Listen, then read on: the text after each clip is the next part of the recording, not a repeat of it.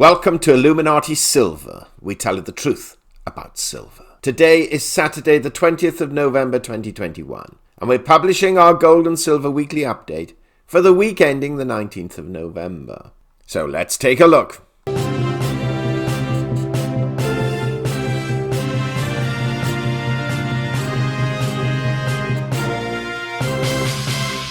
First, the metals. Gold fell $18 last week, falling from $18.65 to $1,846, having hit a high of $18.77 and a low of $18.43, a fall of almost 1%. In sterling terms, gold finished the week at £1,373. That's down £17. And in euros, it closed at €1,636. That's actually up €6. Silver fell 71 cents, falling from $25.32 to $24.61, having hit a high of $25.42 and a low of $24.57, a fall of 2.8%. In sterling terms, silver closed at £18.32. That's down 56 pence. And in euros, it closed at 22.83 euros. That's down 0.30 euros. The gold to silver ratio rose from 73.6 to 1 to 75 to 1. Seems to like that 75 to 1 sort of figure.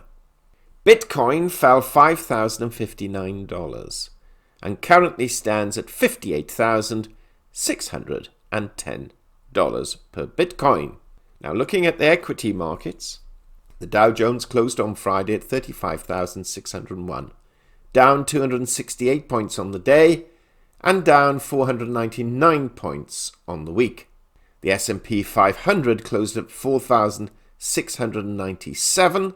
That's down 6 points on the day but up 15 points on the week. And the Nasdaq Composite closed at 16,057, up 63 points on the day and up 197 points on the week. So a slightly mixed bag between the Dow Jones and the S&P and Nasdaq. Brent crude, looking at the oils now, closed at $78.89. Now that's down quite a significant $3.28. And WTI crude closed at $75.94, down $4.85 on the week, though we suspect that next week that differential will reduce. A sight we're pleased to see, in fact, and hope that these prices fall even further in the coming weeks. We won't hold our breath for significant declines, but as the dollar strengthens, we can envisage this happening. The dollar index stands at 96.03. Now that's up 0.91 on the week and follows the previous week's rise of 0.80. And has reached our forecasted figure, which we mentioned in our daily morning updates all week. Where it goes from here is a little more difficult to tell. We still think the dollar is more likely to strengthen going forward, but perhaps we may have a little bit of consolidation. Now, we concluded last week's video with the following gold and silver forecast. This is what we said. We expect to see gold trading between 1820 and 1910, with 1790 and 1930 as outliers. We can see silver trading between 2430 and 26, with 2375 and 2650 as outliers. Now we can immediately see that gold traded well within the center, in fact, of our normal range, with quite an incredibly tight margin between its high and low for the week of just $34. So there was not huge movement for gold last week. Silver also operated well within our trading range with a difference of 85 cents, generally a bit lower than normal because it tends to hover around that $1 mark between its high and low. Although it is smaller than usual, it's not surprising bearing in mind the relative lack of economic data coming out last week. Now that said though, the robustness and strength of the US dollar would under most circumstances have driven gold and silver prices much lower, were it not for the concern that inflation is with us for some time to come, and the European Central Bank already stating it will not raise rates even if inflation ebbs higher, which is why we've seen quite a considerable fall in the value of the euro this past week. Looking at economic data that came out of the United States, we can see that the retail sales figures announced on Tuesday had the greatest impact, coming in for October at a positive 1.7% compared with a positive 0.8% in September and expectations of plus 1.5%. Industrial production was also significantly higher than expectations, and continuing jobless claims showing a further decline.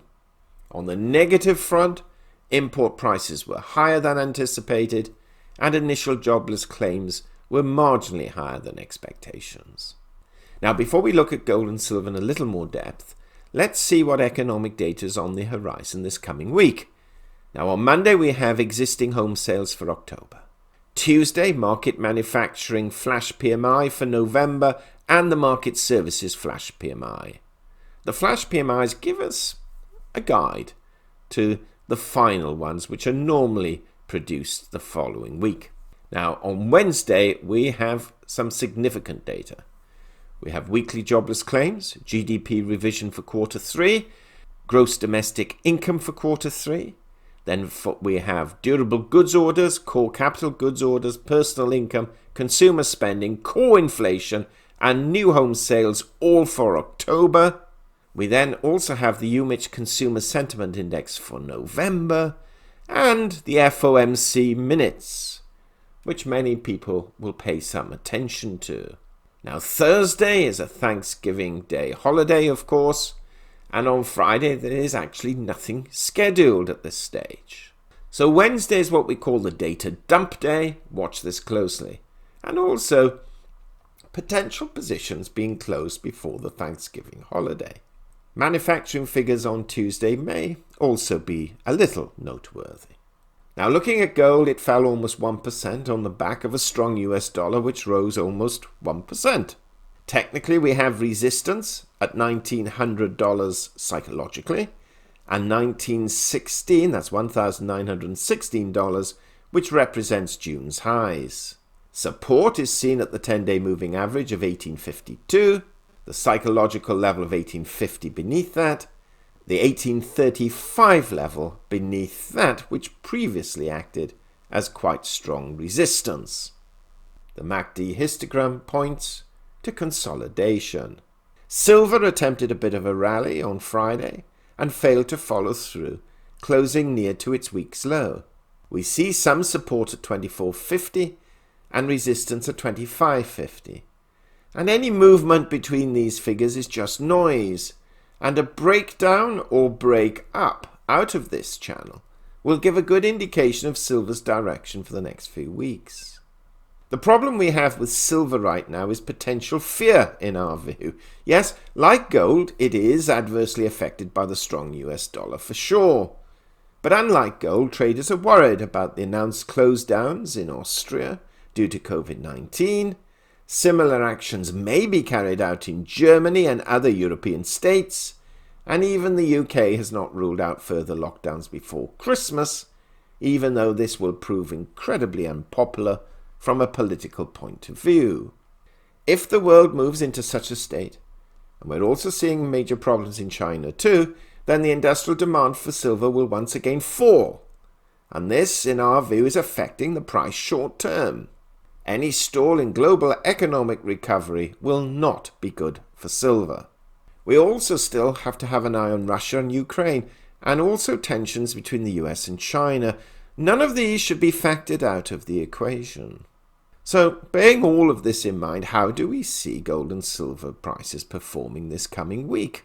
Well, much will depend on the economic data published on Wednesday, and also whether the US dollar is going to continue its rise, or perhaps settle a little.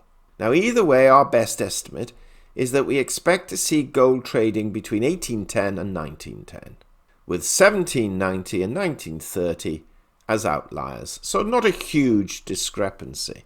We can see silver trading between $24 and $25.60. We are a bit concerned about the fall on Friday, with $23.50 and $26 as outliers. Now, what do you think? Do share your thoughts. We may not comment on them completely, but we certainly do read them. Now before we go, just a quick shout out to 2 videos we produced towards the end of last week, which frankly did not get much viewing. They're both similar, so if you haven't listened to either, then please follow the link below to one of them. There's only a need to listen to one of them. And they're entitled How Top Billionaires Have Become Richer and What We Should Invest In, and Where Is Your Money Invested and How Well Has It Performed. And as mentioned, links below. Meanwhile, thank you so much for listening. If you haven't already done so, please subscribe to our channel, not forgetting to press the bell sign so you're notified of our videos as and when they are published. And finally, as always, we wish you a safe, enjoyable weekend, a shout out to our video tomorrow too, and a prosperous week ahead. Illuminati silver owners come from a background of banking, international wealth management and economics. Having now retired from these worlds, we are not qualified to give investment advice. Therefore, this and other productions must not be deemed to be giving such advice and merely represent the personal views of its owners.